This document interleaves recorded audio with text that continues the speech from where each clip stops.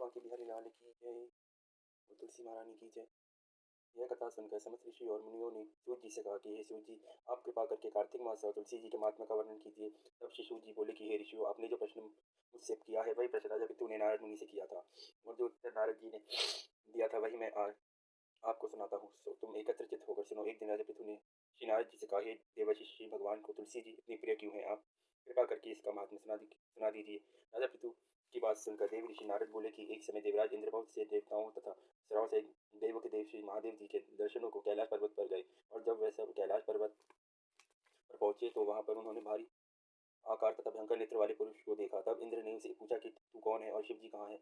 इंद्र के कई बार पूछने पर भी उसने कोई उत्तर नहीं दिया तो इंद्र को बड़ा क्रोध आया, और क्रोध करके इंद्र ने अपना वज्र उसके कंठ पर मारा, जिससे इसका कंठ नीला हो गया, परंतु साथ ही इंद्र का वज्र भी भस्म हो गया। तत्पश्चात इसकी आंखों से एक प्रचंड ज्वाला प्रकटी। उस समय ऐसा प्रतीत होता था मानो इंद्र सहित सारे संसार को जलाकर भस्मीभूत कर देगी। ऐसी स्थिति देखकर श्री बृहस्पति तथा इंद्र आदि सब देवता नतमस्तक होकर भगवान शिव जी की स्तुति करते हुए कहने लगे कि ये देवों के देव श्री महादेव और अगासुर का विनाश करने वाले तथा यज्ञ का फल देने वाले त्रिपुरारी अंधहारी, आपको बारंबार नमस्कार है। ईश्वर नर मुनियों की रचना करने वाले आपको नतमस्तक प्रणाम है। श्री नारद जी ने कहा कि हे राजा पितु, इस प्रकार देवताओं की स्तुति सुनकर श्री महादेव जी ने समस्त ब्रह्मांड को भस्म कर देने वाली अग्नि को शांत कर दिया और बोले कि हे देवता, मैं तुम्हारी स्तुति सुनकर अत्यंत प्रसन्न हूँ, तो तुम वर मांगो। तब समस्त देवताओं से बृहस्पति जी ने समाधान मांगा और कहा कि हे देव, जो सूर्यराज से अपराध हुआ है उसके लिए क्षमा प्रदान कीजिए। श्री बृहस्पति जी की स्तुति सुनकर पुनः देवादिदेव श्री महादेव जी ने कहा, मैंने इंद्र का अपराध क्षमा कर दिया और जीवन दान दिया। हे बृहस्पति जी, आज से तुम्हारा नाम भी अमर होगा। तब श्री बृहस्पति जी बोले कि हे भगवान, यदि आप हम सब पर प्रसन्न है तो सूर्यराज की रक्षा कीजिए और सारे ब्रह्मांड को भस्म करने वाली अग्नि जो आपके तेज से उत्पन्न हुई है उसे शीघ्र शांत कीजिए। तब भगवान शिव जी शंकर ने कहा कि नेत्रों से निकला हुआ ज्वाला रूपी तेज अब वापस कैसे हो सकेगा, अतः अब हम इसे कहीं दूर फेंक देते हैं। ऐसा कहकर भगवान भूतेश्वर ने उस अग्नि को समुद्र में फेंक दिया। सो वह अग्नि गंगा के संगम श्री गंगा सागर में जाकर गिरी और बालक रूप करके रोने लगी। उसके रोने की आवाज से पृथ्वी कंपायमान हो गई तथा सप्तद्वीप बहरे हो गए। ऐसा आश्चर्य देखकर और समुद्र की गोद बालक को रोते देखकर ब्रह्मा जी आश्चर्य से पूछने लगी कि यह बालक किसका है। समुद्र ने बड़े आदर से उस बालक को उठा करके ब्रह्मा जी की गोद में दे दिया और कहा कि यह मेरा पुत्र है जो गंगा से उत्पन्न हुआ है, अब आप इसका जात कर्म कराइए। फिर उस बालक ने श्री ब्रह्मा जी की दाढ़ी पकड़ कर बड़ी जोर से मरोड़ी, जिससे मरोड़ने से ब्रह्मा जी के नेत्रों में आंसू भर आए। तब किसी प्रकार जो करके अपनी दाढ़ी छुड़ाई और कहने लगे कि इसने हमारी दाढ़ी से जल उसने हमारे आंखों से दाढ़ी पकड़कर आंखों से जल निकाला है, इसलिए इसका नाम जलांधर होगा। और यह शिव जी के अतिरिक्त और संसार में किसी के भी हाथ से नहीं मरेगा। इसका कारण यह है कि यह शिव जी के अंश से उत्पन्न हुआ है। यह सुनते ही वह युवा हो गया। तब ब्रह्मा जी ने शुक्राचार्य जी को बुलाकर उसका राज्याभिषेक करा और ब्रह्मा जी अंतर्ध्यान हो गया। तब सिंधुराज ने कालनेमी की पुत्री वृंदा के साथ जलांधर का विवाह कर दिया। वृंदा जन सुंदरी थी और सारे ब्रह्मांड में प्रथम सती और पतिव्रता थी। परम सुंदर पत्नी पाकर जालंधर बहुत पसंद था। देव आनंद से दिन व्यतीत करने लगा। जब जालंधर घर में आता तो वृंदा स्वयं अपने हाथों से पंखा जलती, पाद अदर तथा आचमन अर्पण करती। इस प्रकार वह अपने पति को नारायण समझकर उसकी सेवा किया करती थी। नारद जी बोले कि हे राजा पितु, अब मैं पतिव्रता के कुछ लक्षण सुनाता हूँ। पतिव्रता स्त्री अपने पति के दुख में दुखी और पति के सुख में सुखी रहती है। पति के परदे जाने पर विरह वेदना का अथाह दुख सहन करती है, और पति के मर जाने के बाद पतिव्रता स्त्री पति के साथ सती हो जाती है। अपने पति के पाप पुण्य में आधे की भागीदारी होती है, इसलिए स्त्री अर्धांगिनी होती है। अपने पति के पाप और पुण्य को आधा आधा बांटने वाली स्त्री को निश्चय ही अपने पति के मर जाने के पश्चात इसके साथ ही सती हो जाना चाहिए। जो स्त्री अपने पति के साथ सती हो जाती है वह अपने शरीर के 3.5 करोड़ रोमों के अनुसार 3.5 करोड़ वर्ष तक अपने पति के साथ स्वर्ग में वास करती है।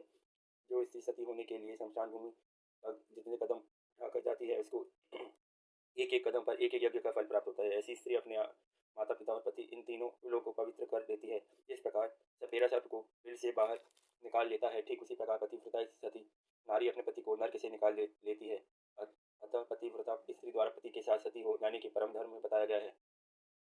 नारद जी बोले कि हे राजा पितु, देवताओं के भय से भयभीत होकर जो सब दैत्य पाताल लोक में भाग गए थे वे जालंधर को अभय पाकर पुनः पृथ्वी पर आकर निर्भय घूमने लगे। उसी समय जालंधर ने राहु के कटे हुए सिर को देखा तो उसने शुक्राचार्य से इसका रहस्य पूछा। तब शुक्राचार्य जी ने समुद्र मंथन के समय देवताओं द्वारा रत्नों को चुराए जाने का समस्त वृत्तांत कह सुनाया। इस प्रकार अपने पिता का मंथन और देवताओं के द्वारा दैत्यों का अपमान सुनकर जालंधर को बड़ा क्रोध आया और उसने क्रोध में भरकर घसमर नामक दूत को बुलवाया और सुधर्मा के पास भेजा। उसने युवराज इंद्र की सभा में जाकर अभिमान वश मस्तक झुकाया और नमस्कार किया। साथ ही गरज कर कहा कि दैत्यराज जालंधर ने जो कुछ कहा कहला भेजा है, सो सब कान खोल के सुन लो। उन्होंने कहा है कि मेरे पिता का मंथन करके जो 14 रथ तुमने ले लिए हैं, उन पर तुम्हारा कोई अधिकार नहीं है, अतः भला इसी में है कि वे सब हमको वापस लौटा दो। दूत के यह अभिमानपूर्ण शब्द सुनकर इंद्र भयभीत हो गया और विस्मय के साथ बोला कि समुद्र से अधिक हमारे शत्रु दैत्यों की रक्षा करता है, इसलिए हमने उसको मत कर। जो रथ ने लिए है उस पर दैत्यों का कोई अधिकार नहीं है। दूत ने देवराज के ऐसे वचन सुनकर वापस लौटकर जालंधर को जाकर उत्तर सुना दिया। इसको सुनकर जालंधर को बहुत क्रोध आया और देवताओं को जीतने का उपाय सोचने लगा। उसने सारी दिशाओं में अपने दूत भेजकर पाताल में संदेश देकर समस्त दैत्य को बुला लिया और शुंभ और निशुंभ को दैत्य दल का सेनापति बना दिया। उन्होंने दैत्य दल सहित नंदक वन में जाकर इंद्र की अमरावतीपुरी को चारों ओर से घेर लिया। तब इंद्रदेव की आज्ञा से देवता भी युद्ध के लिए तैयार होकर मैदान में आ डटे और अनेक प्रकार के शस्त्रों से दैत्यों और देवताओं में युद्ध आरंभ हो गया। दोनों पक्ष एक दूसरे को मार मार कर गिराने लगे। सब और औषध औषध की धारा बहने लगी। मर कर गिरे हुए हाथी और घोड़ों से पृथ्वी भर गई। जो दैत्य समर भूमि में जान से मारे गए, उन्हें शुक्राचार्य अपनी संजीवनी विद्या से जीवित करने लगे। उधर शिव देव गुरु बृहस्पति द्रोणाचल पर्वत की दिव्य जड़ी बूटियों के प्रयोग से देवताओं को दिवाने लगे। जब देव गुरु बृहस्पति द्वारा जड़ी बूटियों के प्रयोग से देवताओं को जीवित करने का समाचार दैत्यराज जालंधर ने सुना, तो उसने समस्त बलशाली दैत्य को एकत्रित करके आज्ञा दी कि द्रोणाचल पर्वत उठाकर समुद्र में फेंक दो। जालंधर की आज्ञा पाते ही दैत्यों ने द्रोणाचल पर्वत को उठाकर समुद्र में फेंक दिया और फिर उसके बाद घोर युद्ध आरंभ कर दिया। जब युद्ध में अनेक देवता मारे गए और गुरु बृहस्पति जी संजीवनी बूटी लेने द्रोणाचल पर्वत पर गए, तो वहां पर्वत न पाकर और देवताओं का संहार होते देख घबरा गए और व्याकुल होकर देवताओं से कहा कि शीघ्र यहाँ से भागो, क्योंकि दैत्य जालंधर के अंश से उत्पन्न हुए, इसलिए तुम्हारे मारे से नहीं मरेंगे। श्री गुरु बृहस्पति जी की यह बात सुनकर सब देवता घबरा गए और भयभीत होकर भागने लगे। जब समस्त देवता दशों दिशाओं में भागकर छिपने लगे, तब दैत्यराज जालंधर ने जीत के नगाड़े बजवाते हुए अमरावती नगरी में प्रवेश किया। सब देवता भयभीत होकर सुमेरु पर्वत की कंदराओं में जा छिपे। देवताओं उनके भाग जाने पर इंद्र की राजधानी अमरावती पूरी शुंभ और निशुंभ के अधिकार में सौंपकर जालंधर लापता देवताओं का पीछा करने के लिए सुमेरु पर्वत की ओर चल दिया। इंद्रादिक सब देवता दैत्य राज जालंधर को अपनी ओर आते हुए देखकर भगवान विष्णु की स्तुति करने लगे और नतमस्तक विनीत भाव से बोले कि मत्स्य कच्छ आदि अनेक रूप धारण करके अपने भक्तों का दुख मिटाने वाले, सारी सृष्टि का पालन तथा संहार करने वाले, शंख चक्र गदा और पद्म को धारण करने वाले प्रभु, आपको बारंबार नमस्कार है।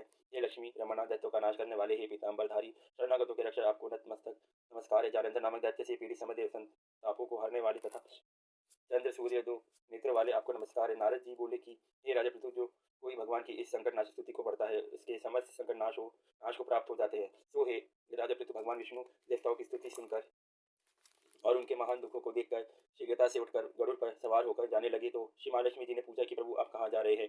तब भगवान विष्णु ने उत्तर दिया कि तुम्हारे भाई जालंधर के भाई से भयभीत तथा पीढ़ी देवताओं की सहायता करने को जा रहा हूँ। प्रभु की यह बात सुनकर लक्ष्मी जी बोली कि भगवान, मैं आपकी परम प्रिय हूँ, फिर आप मेरे भाई को कैसे मारेंगे? तब भगवान ने कहा, शंकर से उत्पन्न और ब्रह्मा जी के वचन के कारण हम जालंधर को कदापि नहीं मारेंगे। लक्ष्मी जी को यूं समझाकर शंख चक्र और खड़ग लेकर जालंधर से युद्ध करने को चल दिए। जिस समय भगवान युद्ध करने को युद्ध भूमि में पहुंचे, तो बहुत से दैत्य गरुड़ के पंखों के वेग से ही मारे गए। पवन से पीड़ित दैत्यों को देख कर जालंधर को अत्यंत क्रोध आया। तब वह भी भगवान विष्णु के सम्मुख युद्ध करने को आया। उस समय जालंधर और भगवान विष्णु में घोर युद्ध हुआ। उस समय बाणों से आकाश ढक गया। भगवान विष्णु से जालंधर के रथ का ध्वज छत्र और बाण काट डाले तथा रथ के सब घोड़ों को मार डाला। यह देख जालंधर ने गरुड़ के मस्तक पर गदा मारी, जिससे वह मूर्छित हो गया। तब भगवान विष्णु ने अपनी तलवार से जालंधर की गदा को काट दिया। तत्पश्चात जालंधर को भगवान में मल्ल युद्ध हुआ। जालंधर ने भगवान विष्णु की छाती में मुक्का मारा। जालंधर और भगवान विष्णु के घोर युद्ध को देखकर सारा ब्रह्मांड भयभीत होकर कंपायमान हो गया। तब भगवान विष्णु ने कहा कि दैत्यराज, तुम्हारा और हमारा युद्ध ठीक नहीं है, क्योंकि तुम लक्ष्मी जी के भाई हो। तब जालंधर ने कहा कि यदि आप प्रसन्न है, तो मैं आपसे यह वरदान मांगता हूँ कि आप लक्ष्मी और गरुड़ सहित मेरे घर में ही निवास करें। यह सुनकर भगवान विष्णु लक्ष्मी और गरुड़ के सहित उसके यहाँ रहने का वचन देकर चले गए। तब जालंधर समस्त देवताओं के स्थान पर दैत्यों की नियुक्त करके जालंधर नगर में निवास करने लगा और देवताओं, गंधर्व तथा किन्नर आदि पर जितने रत्न थे, वह सब छीन कर उसने अपने अधिकार में कर लिया। निशुंभ को शासन करने के लिए पाताल में भेज दिया। वहां पहुंचकर निशुंभ ने शेष आदि नागों को वश में कर लिया। इस प्रकार जालंधर देव, यक्ष, किन्नर, गंधर्व और मनुष्य सबको अपनी प्रजा बनाकर पुत्र के समान तथा धर्म की नीति से उनका पालन करते हुए त्रिलोकी को शासन करने लगा। नारद मुनि ने कहा कि हे राजा पृथु, एक समय भगवान का दर्शन करने तथा जालंधर की राज्य लक्ष्मी को देखने के लिए हम भी वहां पर गए थे। नारद जी बोले कि हे राजन, जालंधर ने हमारे यहाँ पहुंचने पर आदर सत्कार किया। फिर भक्तिभाव और श्रद्धा से पूजन करके विनती कर कहने लगा कि महाराज, कहिए आपका आगमन किस अभिप्राय से हुआ और मेरे लिए क्या आज्ञा है? उन्होंने कहा कि दैत्यराज, मैं कैलाश पर्वत गया था। वहां पार्वती सहित शिव अवधूत और उनका वैभव देखकर मैं चकित रह गया। अब तीनों लोगों का भ्रमण करते हुए मैंने यहाँ आकर आपकी समृद्धि भी देखी है। आपकी और शिव की समृद्धि व वैभव में किसी प्रकार का कोई अंतर नजर नहीं आया। केवल तुम्हारा वैभव स्त्री रहित है। कामदेव के शत्रु राग रहित अंग पर भस्म लेपन करने वाले शिव जी के पास स्त्री रत्न के रूप में श्री पार्वती जी है। यह माना कि तुम्हारे पास भी अनेक सुंदर स्त्रियां हैं, परंतु उनमें से एक भी ऐसी नहीं है जिसकी तुलना पार्वती जी से की जा सके। अतः आपका स्त्री रहित है अधूरा वैभव देखकर यही निश्चित हुआ है कि शिव के समान सारे ब्रह्मांड में किसी का वैभव नहीं है। उसके पास एकमात्र पार्वती ऐसी स्त्री है जिनको देखकर ब्रह्मा जी ने अनेक अप्सराएं रचाई, परंतु एक भी पार्वती जी के समान नहीं है। नारद जी बोले कि हे राजा पृथु, मैं तो केवल इतनी बात कहकर वहां से चला गया, परंतु पार्वती जी की अपूर्व सुंदरता की बात सुनकर जालंधर कामदेव के ज्वर से पीड़ित हो गया और उसी समय राहु को बुलाकर कहा कि तुम अभी कैलाश पर जाकर शिव को हमारी आज्ञा सुनाओ और कहो कि त्रिलोकी के राजा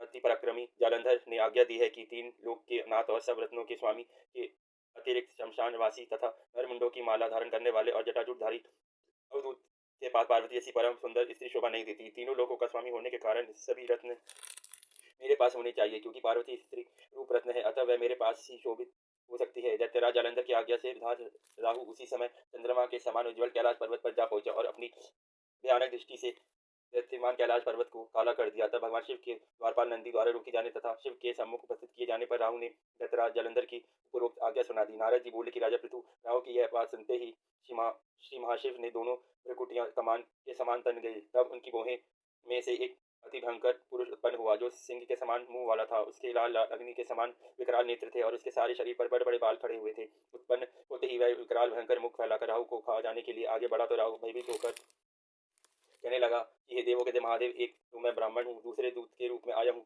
अतः आप कृपा करके मुझे मत मारिए। राहु की यह बात सुनकर भगवान शंकर ने उसको आकाश में फेंक दिया। तब वह भयंकर पुरुष राहु को छोड़कर शिव जी के पास आया और अत्यंत विनय करके बोला कि मैं भूखा हूँ, कृपा करके मुझे कुछ खाने को दीजिए। तब शिव जी ने कहा कि तुम अपने हाथ पैरों को खाओ। शिव की आज्ञा पाते ही वह अपने हाथ पैरों सही सारे धड़ को खा गया। जब केवल मुख ही शेष बचा, तब भगवान शंकर ने प्रसन्न होकर कहा कि तुमने मेरी आज्ञा का पालन किया, इसलिए तुम्हारा नाम कीर्ति मुख प्रसिद्ध होगा और आज से आज से मैं तुम्हें अपना द्वारपाल नियुक्त करता हूँ। पहले पूजा तुम्हारी होगी, बाद में हमारी। तुम्हारी पूजा के बिना हमारी पूजा निष्फल ही रहेगी। उधर राहु कैलाश से बर्बर देश में जाकर गिरा। राहु की ऐसी दशा सुनकर जालंधर अत्यंत क्रोधित हुआ और दैत्यों की एक करोड़ सेना लेकर अपने पुर से ज्यों ही बाहर निकला, सामने से एक आंख वाले शुक्राचार्य को अंग भंग राहु को आते देखा। उसके अतिरिक्त और भी आने का नेक अपशगुन हुए, परंतु यह देखकर भी वह रुका नहीं। तब वह अपार दैत्य सेना सारे आकाश में दल बादल की भांति छा गई। तब देवताओं ने दैत्यराज जालंधर को अपार सेना सहित कैलाश पर चढ़ाई करते देखा, तो चुपचाप इसकी सूचना शिव जी को दी। खबर पाते शिव जी महाराज ने ज्यों ही विष्णु भगवान का स्मरण किया, वह तत्काल स्मरण करते ही उपस्थित हो गए। तब शिव जी ने कहा कि भगवान, आपने देवताओं को पीड़ा देने वाले इस महादैत्य को क्यों नहीं मारा? इतना ही नहीं, आप स्वयं भी लक्ष्मी सहित इसके घर में विराजमान हो गए। आखिर इसका क्या कारण है? तब विष्णु भगवान ने उत्तर दिया कि यह महा यह महादैत्य आपके अंश से उत्पन्न हुआ है और फिर लक्ष्मी जी का भाई है, इसी कारण हमने उसको मारा नहीं है। अस्तु, यह महादैत्य आपके ही हाथ से मारा जाएगा। भगवान विष्णु की यह बात सुनकर शिव जी ने कहा कि यह तेजस्वी दैत्य हमसे ही भी ऐसे ही मारा जाएगा, अतएव इसको मारने के लिए आप अपना तेज देने की कृपा कीजिए। शिव के वचन सुनकर शिव विष्णु भगवान सहित समस्त देवताओं ने अपना अपना तेज दे दिया। तत्पश्चात शिव जी महाराज उस तेज को इकट्ठा करके ज्वाला माली सुदर्शन चक्र और एक वज्र बनाकर जालंधर से युद्ध करने के लिए तैयार हुए। शिव जी के गणों की सेना में समस्त देवतागण भी सम्मिलित हो गए। उधर जालंधर अपनी सेना से कैलाश के समीप जा पहुंचा और उधर कीर्तिमुख नंदी आदि समस्त गण तथा देवताओं की सेना भी युद्ध क्षेत्र में आ डटी। इसके पश्चात देवताओं और जालंधर का ऐसा घोर संग्राम हुआ कि जिससे समस्त भूमंडल कंपायमान हो गया। युद्ध के मैदान में जितने मरते दैत्य गुरु शुक्राचार्य उन्हें अपनी संजीवनी विद्या से जीवित कर देते। यह दृश्य देख भूतादिगणों ने शिव जी के समीप जाकर उनसे संपूर्ण वृतांत कहा। तब शिव जी ने कंदरा के समान मुख वाली महाभयंकर जानन तालगंधा नामक एक कन्या अपने मुख से उत्पन्न की। वह कन्या ओंकार मारकर दैत्यों को अपने मुख में डालती हुई श्री शुक्राचार्य जी को उठाकर अलोप हो गई। तब शिवगण निर्भय होकर दैत्य सेना को बुरी तरह मारने लगे। गणों की मार से व्याकुल होकर दैत्य सेना भाग गई। दैत्य सेना को उस प्रकार भागते देखकर जालंधर के सेनापति शुंभ निशुंभ और कालनेमी ने आगे बढ़कर देव सेना पर आक्रमण किया। अब देव सेना दैत्यों की मार से विचलित हो उठी। तब गणेश और शुंभ का महाघोर संग्राम हुआ। इस समय दैत्यों को पराजित होते देख जालंधर स्वयं युद्ध क्षेत्र में आया। उसे देख देव सेना की ओर से वीरभद्र ने जालंधर का अनेक अनेक प्रहार किए। तब जालंधर ने क्रोधित होकर अपना पारिक उस पर दे मारा और उसके रथ की ध्वजा काट दी। फिर देव सेना पर भयंकर बाण वर्षा करके उसमें भगदड़ मचा दी। अपनी सेना की यह दशा देख स्वयं शिव जी ऋषभ पर सवार होकर युद्ध क्षेत्र में आए और उन्होंने तीव्र बाणों की वर्षा आरंभ कर दी। शिव जी के प्रहारों से दैत्य सेना इस प्रकार भागने लगी जैसे कार्तिक मास के व्रत से पाप समूह भाग जाते हैं। उसी समय शिव जी ने अपने बाणों से खड़ग रोमा का सिर काटकर पृथ्वी पर गिरा दिया। इसके पश्चात ज्यों ही जालंधर आगे बढ़ा, शिव जी ने उसके रथ के घोड़ों तथा सारथी को मार गिराया। तब जालंधर खड़ग हाथ में लेकर पैदल ही शिव जी की ओर दौड़ा। शिव जी ने तत्पश्चात आगे बढ़कर एक मुक्का उसकी छाती पे मारा, जिससे दैत्य विहल हो गया। इस प्रकार जब जालंधर ने देखा कि शिव अजय है, तो उसने गंधर्व माया रची। गंधर्व तथा अप्सराएं युद्ध क्षेत्र में नृत्य और गायन करने लगी। शिव जी भी इस माया में फंसकर नाचने तथा गाने लगे। शिव जी को ऐसा इस माया में फंसा देखकर जालंधर महादेव जी का रूप धारण कर पार्वती जी के पास गया और उनका सुंदर रूप देखकर कामांध हो गया। पार्वती जी शिव जी को आया देखकर खड़ी हो गई, परंतु तुरंत ही इस राक्षसी माया को समझकर वहां से अंतर ध्यान हो गई। तब विराज जालंधर पूरा युद्ध क्षेत्र में आ गया। उधर जालंधर के चले जाने पर पार्वती जी ने जो ही भगवान विष्णु का स्मरण किया तो तत्काल उपस्थित हो गए और उन्होंने जालंधर के शीघ्र मारे जाने का आश्वासन दिया। फिर विचारने लगी कि जालंधर ने स्वयं ही अपनी मृत्यु का रास्ता बता दिया है। यह दोष विंदा के पतिव्रत धर्म के कारण ही नहीं मर रहा है। अतएव देवताओं तथा अपने भक्तों की रक्षा करने के लिए हमको ही विंदा को धर्म से दिगाने का घोर कर्म करना पड़ेगा, क्योंकि ऐसा किए बिना यह दुष्ट नहीं मरेगा। इतनी ही देर में शिव जी भी राक्षसी माया से मुक्त हो गए और जालंधर को आया देखकर उस पर बाण वर्षा करने लगे। बोल विष्णु भगवान की जय, बोल शालिग्राम भगवान की जय, तुलसी मैया की जय। उधर विंदा ने सपने में देखा कि उसका पति समस्त अंगों में तेल मलकर नंगे शरीर भैंस पर सवार होकर प्रेतों के साथ दक्षिण दिशा की ओर जा रहा है। यह स्वप्न देखकर वृंदा अत्यंत चिंतित हुई। महल, अटारी, गौशाला तथा वाटिका आदि कहीं पर भी उसे विश्राम नहीं मिला। तब वह एक वन से दूसरे वन में जा पहुंची। वहां उसने सिंह जैसे मुख वाले दो राक्षस देखे।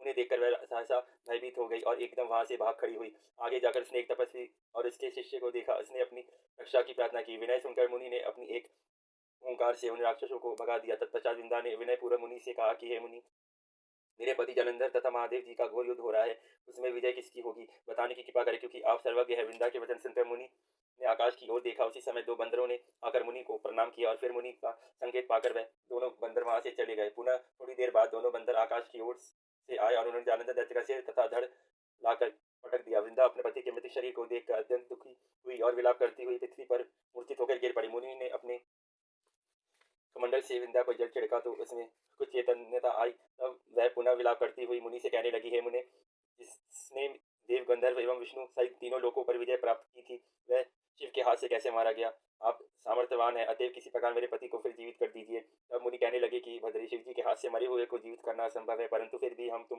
पर कृपा करके इसको जीवित किए देते हैं। इतना कहकर मुनि अंतर ध्यान हो गया और जालंधर जीवित हो वृंदा के साथ प्रेमाला करता हुआ आलिंगन हो गया। वृंदा भी अपने पति के वेश में विष्णु के साथ उस वन में रमन करती रही, परंतु एक दिन मैथुन के पश्चात अपने पति के वेश में विष्णु को देखकर अत्यंत क्रोधित हुई और बोली कि तुमने मेरा पतिव्रत धर्म भंग किया है, इसलिए मैं तुम्हें श्राप देती हूँ। निश्चित ही वह कपट मुनि तुम ही थे और तुमने माया द्वारा जो दो राक्षस बनाए थे, कालांतर में वे ही दोनों तुम्हारी स्त्री का अपहरण करेंगे और जो तुम्हारा शिष्य था वही बंदर रूप धार कर तुम्हारी सहायता करेगा। फिर कहा कि तुम इसी समय शिला हो जाओ।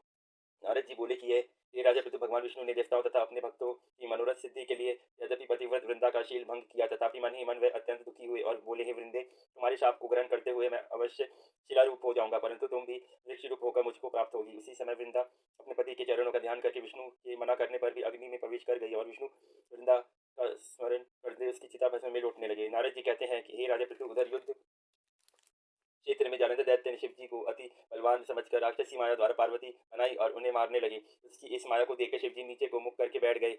यही उचित अवसर जानकर जालंधर ने शिव जी पर अपने बाणों का प्रहार किया। इस प्रकार शिव जी को संकटग्रस्त देखकर भगवान विष्णु तत्काल वहां आए और उन्होंने राक्षसी माया की का शिव जी को बोध कराया। तब सचेत होकर शिव जी ने अत्यंत वेग से दैत्य पर भयंकर बाण वर्षा प्रारंभ कर दी, जिससे भयभीत होकर शुंभ और निशुंभ युद्ध क्षेत्र से भाग खड़े हुए। तब शिव जी ने उनको शाप देते हुए कहा, क्योंकि तुम युद्ध क्षेत्र से भागे हो, इसलिए पार्वती के हाथ से मारे जाओगे। उधर ज्यों ही वृंदा का पतिव्रत धर्म भंग हुआ, जालंधर का बल समाप्त हो गया और भगवान विष्णु ने सुदर्शन चक्र अपने तेज सहित शिव जी को दे दिया। तब शिव जी ने विष्णु तेज के साथ अपने ऋषियों के तप तथा पतिव्रत स्त्रियों का तेज मिलाकर जालंधर दैत्य पर छोड़ दिया, जिसने जालंधर का सिर काटकर भूमि पर गिरा दिया। सिर और धड़ अलग होते ही जालंधर का तेज शिव में तथा वृंदा का तेज पार्वती जी में समा गया। उधर विष्णु वृंदा की चिता भस्म में लौटने लगे। तब देवताओं ने शिव जी की स्तुति कर उनसे कहा, हे महादेव, जालंधर को मारकर आपने हम लोगों का महान उपकार किया है, परंतु यह एक अनर्थ हो रहा है। वृंदा के पतिव्रत धर्म से मोहित होकर भगवान विष्णु निरंतर उनकी चिताभस्म पर लौट रहे हैं, अतएव कृपा करके इसके लिए भी कुछ अत्यंत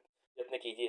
तब शिव जी बोले, हे देवताओं, तुम सब भगवान की योग माया की शरण में जाओ, वही इस संकट को हरेगी। तब समस्त देवता योग माया की शरण में जाकर स्तुति करते हुए बोले, हे देवी, आप संपूर्ण जगत की उत्पत्ति, पालन तथा नाश करने वाली है। सतोगुण, रजोगुण तथा तमोगुण आपसे ही उत्पन्न हुए हैं। आपकी माया को स्वयं ब्रह्मा भी नहीं जानते। ऐसी ऐसी देवी को हमारा नमस्कार है, जिसके भक्तगण अनादर तथा मोह को प्राप्त नहीं होते। ऐसी सुख, ऐसी मुक्त प्रकृति को हमारा नमस्कार है। ऐसी मूल प्रकृति को हमारा नमस्कार है। उस समय देवताओं ने एक तेज देखा और आकाशवाणी सुनी कि रजोगुण, सतोगुण और तमोगुण, गौरी, लक्ष्मी और सरस्वती मैं ही हूँ। इन्हीं तीनों रूपों से तुम्हारी कार्य सिद्धि होगी, अतएव तुम इन्हीं की आराधना करो। फिर उन तीनों देवियों ने प्रकट होकर 3 बीज देते हुए कहा कि इन तीनों बीजों को जहाँ पर विष्णु है होकर अपना कार्य सिद्ध करो। देवताओं ने 3 बीज ले जाकर वहां वृंदा की चिता में विष्णु लौट रहे थे जाकर बो दिया। उन तीनों बीजों से 3 वृक्ष उत्पन्न हुए। रजगुण सरस्वती से आंवला, तमोगुण गौरी से तुलसी और सतोगुण लक्ष्मी से मालती हुई। श्री लक्ष्मी जी ने अपना भी ईर्षा होकर दिया था, इसलिए मालती भगवान की पूजा में निंदित तथा आंवला और तुलसी भगवान को अति प्रिय हुई। इस प्रकार वृंदा निर्वृक्ष रूप हो भगवान शालिग्राम से सहयोग किया।